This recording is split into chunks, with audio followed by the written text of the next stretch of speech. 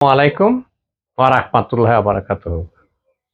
আমরা কোনো আঘাত পেলে বা ব্যথা পেলে, সামান্য ব্যথা পেলেও কিন্তু আমরা ডাক্তারের কাছে দৌড় দিই। এই যা তো রে, দুইটা নাপা নিয়ে আয় বা দুইটা প্যারাসিটামল নিয়ে আস। না, এটা করতে যাবেন না। একটা নাপা বা একটা প্যারাসিটামল বা অন্য যে কোনো ওষুধ, সেটা আপনার কিডনির ক্ষতি করতে পারে, হার্টের ক্ষতি করতে পারে, আবার লাংসের ক্ষতি করতে পারে, অনেক ধরনের ক্ষতি আপনার করতে পারে। তো সেক্ষেত্রে আপনি করবেনটা কি?